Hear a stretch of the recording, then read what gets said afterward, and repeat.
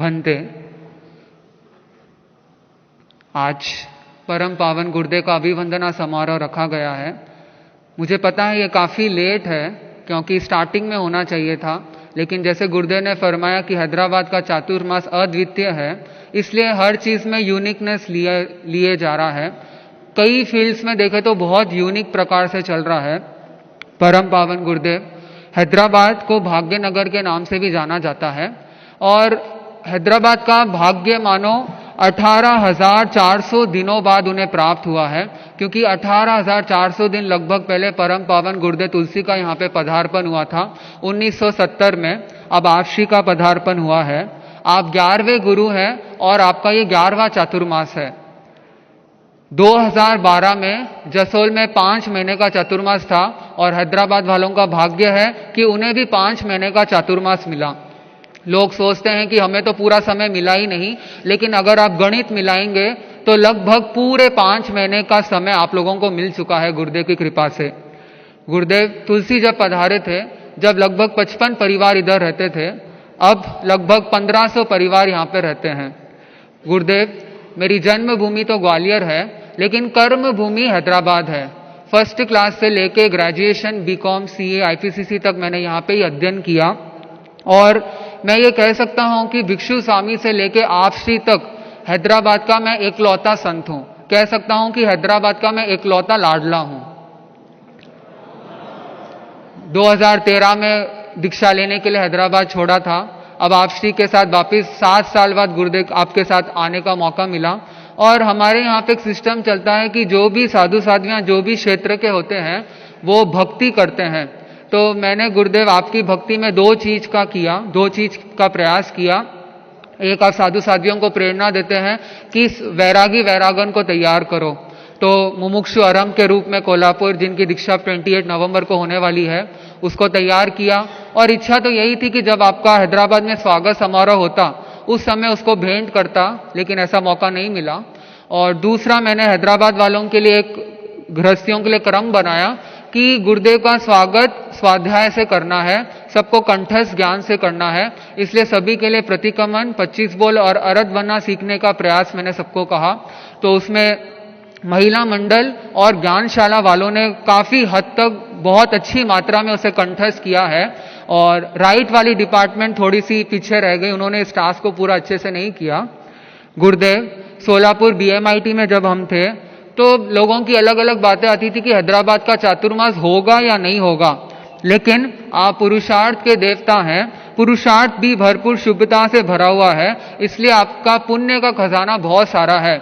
मैं पर्सनली अगर बताऊं कि मैं पिछले 7 सालों से देख रहा हूं कि आप कितने अनंत पुण्यशाली हैं, कितनी अनंत पुण्य है। चाहे काठमांडू के भूकंप हो, चाहे मूसलाधार बारिशें हो, चाहे ये कोरोना हो, किसी से आपने हार नहीं मानी। आप आगे बढ़ते गए, यहाँ तक कि लोगों ने यह भी आइडिया दिया जब काठमांडू में थे कि फ्लाइट से आप इंडिया चले जाओ। सोलापुर की अगर अभी प्रेजेंट बात बताऊं तो कुछ लोगों ने आके यह भी कहा कि जहाँ पे BMIT थी उसके सामने रेल की पटरी थी और यहाँ पे भी महाशमन वाटिका के सामने रेल की पटरी है, तो आप पद विहार करके मत जाओ, सीधा ट्रेन में बैठकर आप इधर आ सकते हैं, इतनी रिस्क मत लो। पर मुझे इतने सालों में गुरुदेव को देख के ऐसा लगता है कि गुरुदेव को तो रिस्क लेने में ही मजा आता है, कठिनाइयों में उन्हें आनंद आता है और वो उसे पार भी करते हैं।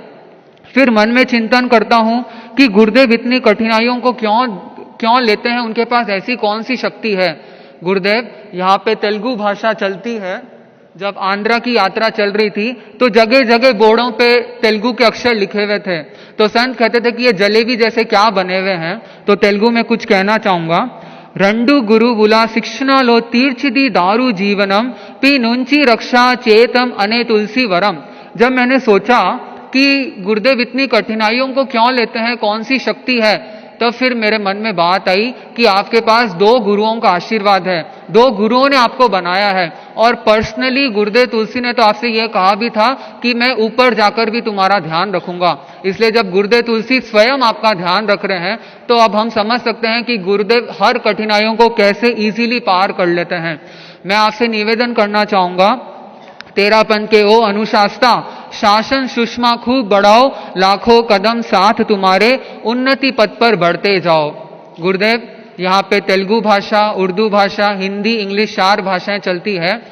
कुछ समय पहले एक मुस्लिम व्यक्ति गुरुदेव के पास आया और उसने गुरुदेव से क्या कहा आप सुन सकेंगे कि आचार्य श्री महाशमन अपना सब कुछ त्याग कर दुनिया में अमन के लिए कितनी मशक्कत कर रहे हैं। ऐसे महापुरुषों का नाम हमेशा अमर रहता है। हमें गुरु जी का दामन थामे रहना है।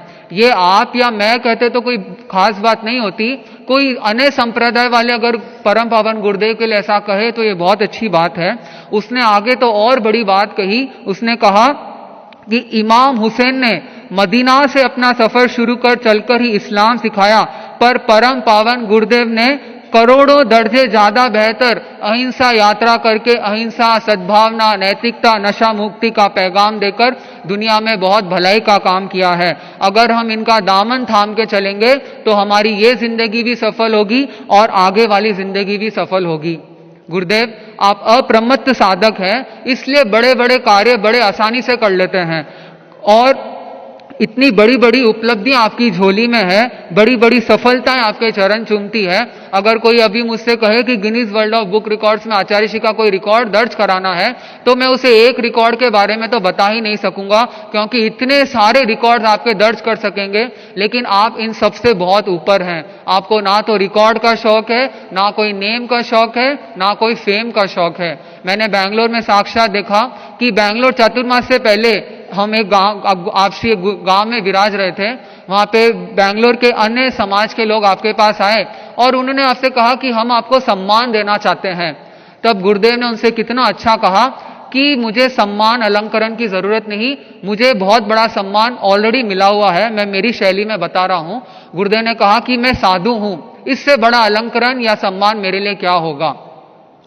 परम पावन गुरुदेव आप ऐसे महान यायावर हैं, चाहे धूप हो, चाहे छांव हो, चाहे कंकरीले रास्ते, पथरीले, घुमावदार कोई भी रास्ते हो, आप उसे आराम से पार करते हैं। इसलिए दिल्ली से काठमांडू, काठमांडू से मेघालय, मेघालय से कन्याकुमारी और कन्याकुमारी से लेकर अभी हैदराबाद तक आपने संघ प्रभावी जन कल्याणी यात्रा करके धर्म संघ की खूब प्रभावना की है। आपकी पुण्याई के बारे में हम जानते हैं, इसलिए मैंने अरोरा में एक गीत गाया था गुरुदेव, जिसका अंतिम पद्य था, मंगलमय यात्रा हो पाई मंगल चातुर्मास, मंगलमय यात्रा हो पाई मंगल चातुर्मास। प्रभुवर तेरी है पुण्याई, प्रभुवर तेरी है पुण्याई, पूरा है विश्वास हृदय में, पूरा है विश्वास। गुरुदेव आज इस मौके पर मैं आपसे ये आशीर्वाद मांगना चाहूंगा कि मेरा रोम रोम सच आपके प्रति सच्ची श्रद्धा से सरोबार रहे, मेरे प्रत्येक सांस आपके चरणों में गुजरे, मेरे नयनों के सामने सदा आप रहे, मेरे हृदय में सदैव आप बसे रहे, मेरे कर्ण प्रतिपल आपकी आवाज सुने, मेरे हाथ सदैव आपकी सेवा में रहे, मेरा रोम आहार आपकी विशिष्ट तरंगों को ग्रहण करे, मेरे कदम सदैव आपकी चरण सन्निधि में गति करे और मेरे मस्तक पर सदैव आपका हाथ रहे, मेरा मस्तक पर सदैव आपका हाथ रहे। इसी के साथ ओम अरहम।